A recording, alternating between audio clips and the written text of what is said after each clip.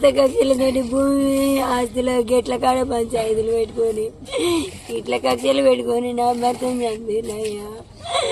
సొంత వాళ్ళన్న కొడుకు వదిలే వాళ్ళన్న కోడలు ఇంటి పక్కనోడు మా కులమే లంచ కొడుకు మటపల్లి రామచంద్రుడు గాడు వాడు వాని పైన అందరు కలిసి 10 రోజుల నుంచి నైట్లు మీటింగులు పెట్టుకొని ప్లాన్ చేసుకుంటారు.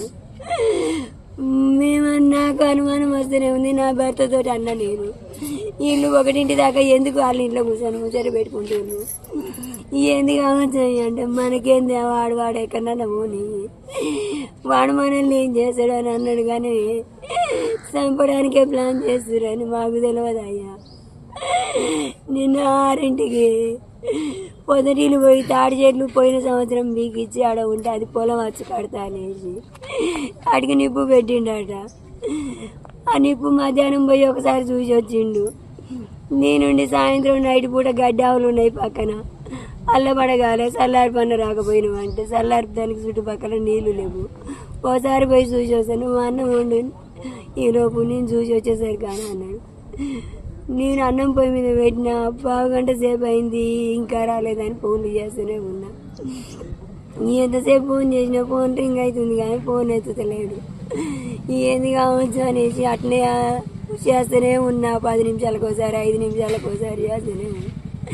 గంట సేపు దాకా అట్లనే చూసినా. ఒకవేళ గట్ల నిప్పు పడ్డదేమో అది చల్లార్పుకుంటే ఫోన్ పక్కకు పెట్టిండేమో.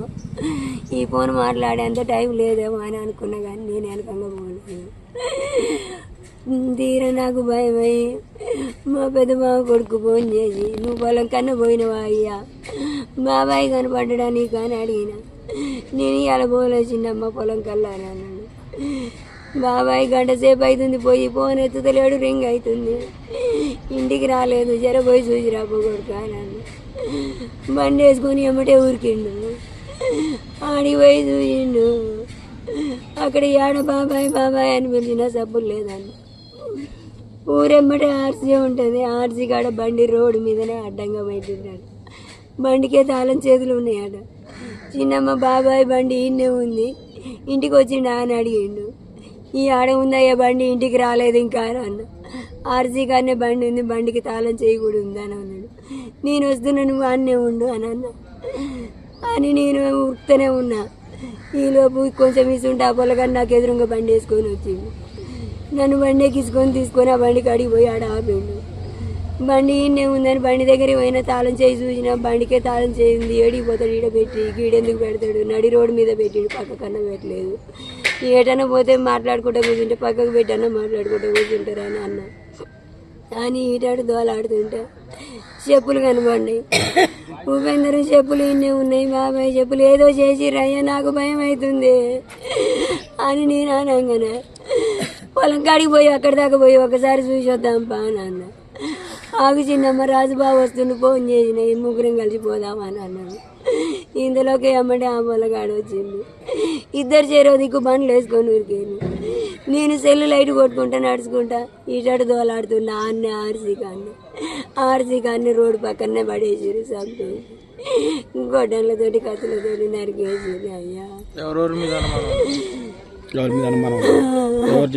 వాళ్ళన్న కొడుకు వాళ్ళన్న కోడలు వాళ్ళన్న వాళ్ళొదిన పక్కింటోడు మటపల్లి రామచంద్రని వాడికి మాకు భూమి కాడ ఇల్లు జాగల కాడ గేటు కాడ పంచాయతీ. మేము 12 ఏళ్ళ నుంచి సూర్యాపేటలో ఉన్నాం. ఇల్లు ఆకిలు వదిలిపెట్టి పిల్లల సభ్యుల కోసం అప్పుడు మొత్తం వాళ్ళు ఆక్రమించుకున్నారు.